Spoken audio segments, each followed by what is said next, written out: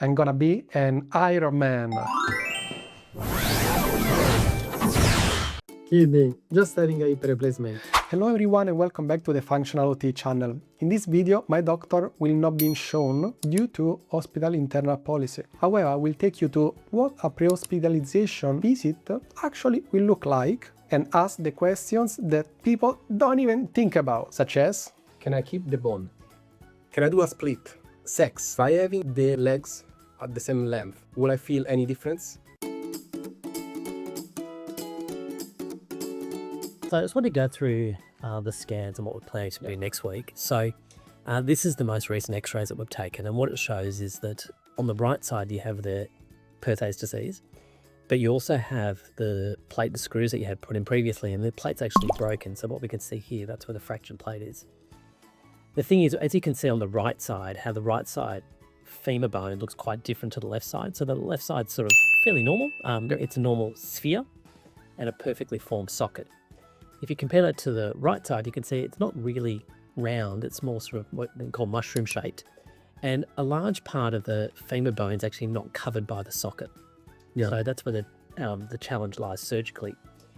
Also, when we do formal measurements of your leg length, and when we have the CT scan, we've measured that your right leg is approximately about 7 millimeters short compared to your left leg. And so we will be correcting that at the time of surgery.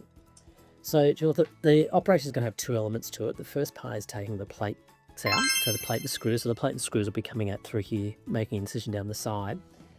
The challenging part is going to be taking this out because that's sort of buried within the bone. Yeah. And when we take that out, we'll probably be unable to take it out through there.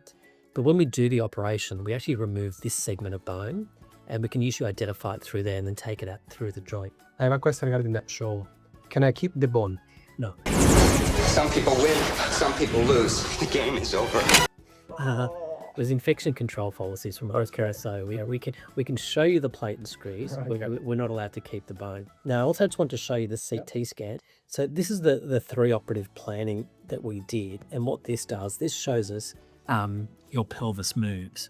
And what it does, this shows us when you go from sitting to standing, how much your overall pelvis actually changes in position. And what it does, it allows us to plan for your operation in 3 dimensions. So we can see where the cup should go, how much bone coverage there is, and it tells us roughly the angles in which we need to put your prosthesis. As we've measured, it's roughly about 6 to 7 millimeters short, and that lengthening will be occurring at the time of surgery. One of the other challenges in your hip is that what we're noticing is that prosthesis that we put in only just goes past the screw. So we'll have to use a different type of prosthesis, because if you only go past the last screw by a small amount, there is a risk of fracture through there. Yeah. So we'll actually get a slightly longer prosthesis that goes down into the middle of the bone. I guess this will also lead to a longer recovery time, or not? The recovery time is not going to be dramatically different. Obviously, it's a slightly bigger incision that we normally use, mainly due to the fact we have to take the plate out. So normally our incision's about 8 to 12 centimeters long, but in your case, it's going to have to be longer because we have to take the plate out. I'm not foreseeing a dramatic difference in the recovery, but we'll do what we need to do. Rehabilitation is going to be probably different because I will not be able to put straight away the... No, you definitely can put full weight on it straight away. Okay. The plan is to allow you to fully weight bear straight away. So we'll actually get you up on the same day of surgery. Oh, cool. Is there a risk that one of these sections is gonna fracture during the surgery? Hopefully not. Look, I think it's very uncommon to fracture during the surgery. Now, those screw holes, say if we weren't doing a hip replacement, those screw holes do eventually fill in, but there is a high risk of fracture if we just taken the plate out. But because we're putting a hip prosthesis down past it, it's very uncommon to actually fracture through the screw holes. So is the recovery time going to be the same for someone of my age in this situation, or someone elderly? Given how well you are beforehand in terms of your strength and mobility, I think that's always going to balance out the fact that we are doing more complicated surgery. So I'm not predicting that your recovery is going to be dramatically different. Currently I play water polo, paddle, and I dance salsa. Yeah.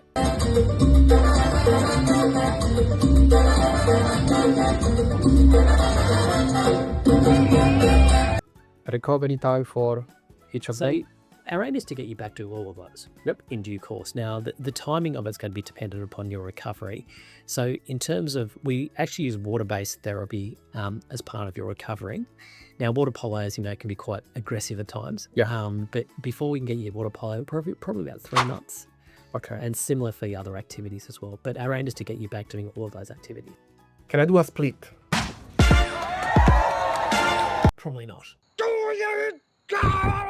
There are people that are able to do this, but you got to remember this is a replaced hip. It's not the hip that makes you biologically normal again.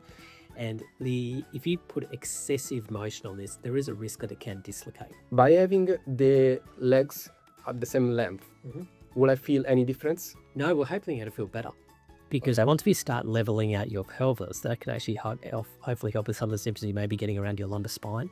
And the aim is to try and give you equal leg length, so it actually gives you a better functional outcome. Does anyone usually feel a lot of differences? Yeah, they do, because partly your body has accommodated to your legs being short. And so when we lengthen your legs to the level it's appropriate, often your body is not even used to that.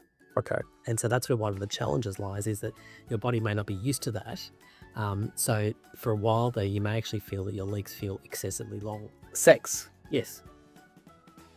Unrestricted after about 6 weeks.